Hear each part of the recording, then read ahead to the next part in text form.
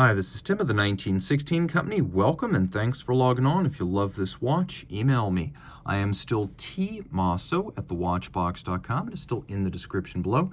It is still your purchase and pricing email question line for buying this or any watch you see on any of our platforms. Please reach out to me directly. I am Team Mosso at thewatchbox.com for pricing.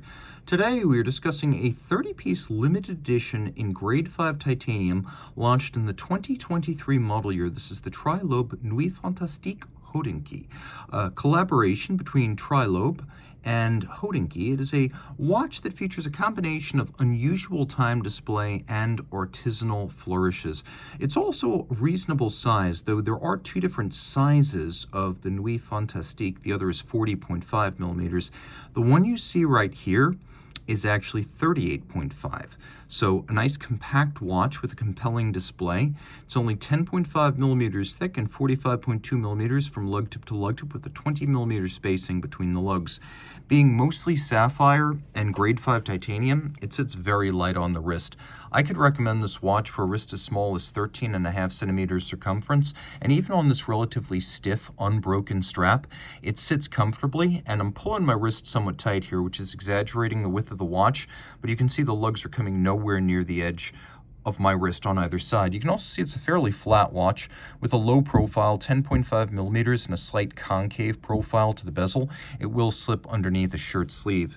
The strap, as you can see, is high-grade calfskin with a lot of bolstering or stuffing to give it volume, semi-gloss. It's got a monotone stitch, a sheer cut side that's been painted to give it a nice clear, flat, and supple profile. And then on the back, calfskin, no crimping, no gouging, a brand new Trilobe factory strap with pull-tab spring bars so you can quickly and easily dismount the strap from the case. We have the Trilobe trefoil logo on a custom polished grade 5 titanium pin buckle. And you can see how the shape of the lug is echoed by the shape of the buckle, a little feature I always love to see on a watch. The lugs step out rather dramatically from the case, very similar to a longa, but the shape of the lug is not very much like a longa. As you can see, it comes to a much more tapered, fine point than you'll find on a longa timepiece. The nice thing about grade 5 tie is that just like grade 2, it's hypoallergenic and it's lighter than steel. Unlike grade 2, grade 5 is also typically harder and more scratch resistant than steel. You can see in profile that the mid case has been satinated. Then we have a concave polished case back and a concave polished bezel. The bezel has a little vertical lip before it gives way to the concave section. And once again, we have the trefoil on a polished and media blasted crown. The watch does feature a push-down crown, and the watch is 50 meters water resistant, which is solidly more than the dress watch standard of 30, but still you don't want to take the watch swimming. Now the dial features a lovely Grand Orge or barleycorn rose lathe guilloche cut, so this is true lathe-turned guilloche, not the stamped kind. Always wonderful to see in an age when even AP uses the stamped stuff. We have a lovely granular track with somewhat offset silvered Roman numerals. You can see that they have a very stylized font that is probably specific to the application, but each one has a little bit of forward rake. Now the way you read the time here is that the trefoil up at the top indicates the hour. So when the minute display, which is the aperture, indicates 0, you know you're right at the top of the hour. So you're looking right there at, you're looking at 6 right there, 7 right there, 8 right there. It takes me a moment to remember which direction sets the watch. It's a counterclockwise setter as you turn the crown. You can see that there's also a rather dramatic texturing to the disc that bears the minutes, and then there's a concentric texturing to the disc that bears the seconds with a pyramid type guilloche at the center of that. It's a hobnail with a pyramid profile. It's a lot of fun to set. It's also nicely done. The guilloche work is clean and consistent, and then you've got these polished bevels around the individual apertures. So you could see how the sides of these little metal bezels have been beveled, and then the very top has been satinated. You can also see how the index for the minutes is similar to one lobe of the trefoil, so attention to detail here is excellent. Rolling it all over, here we have a movement that was designed in conjunction with Cercle des Horlogères.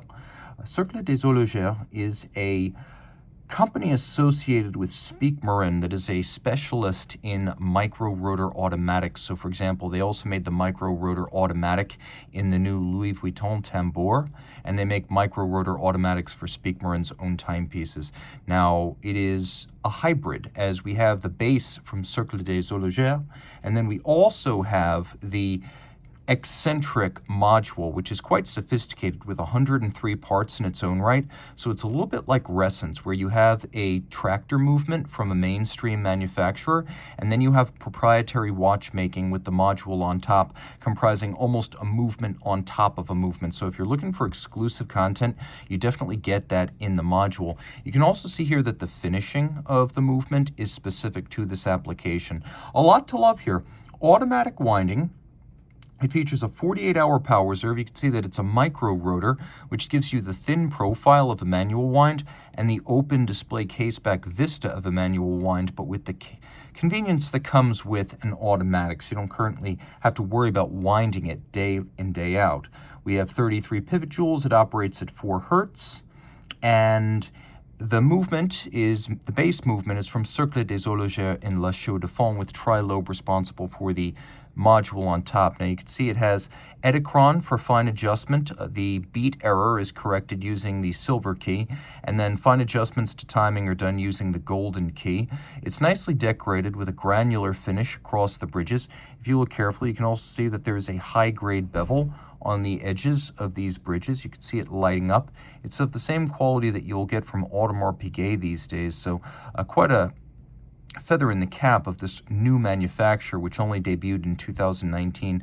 You can see that there's satination across the wheels, but then also on top of this ratchet wheel, you can see that there are little bevels in the interior hollows along the spokes and the interior circumference. Interior beveling is a fine flourish that I always take note of because it's rare but beautiful. The click is an interesting thing, as the spring and the click are effectively one monoblock that's been satin finished. Then all screw heads are polished to a black shine with a lovely snailing and a bevel on the rotor itself. And you can see satination and beveling on the balance cock. There's also sort of media blasted texture on the base plate. All of this quite good looking, and at 30 pieces, a true limited edition from an exciting and fairly accessible modern independent.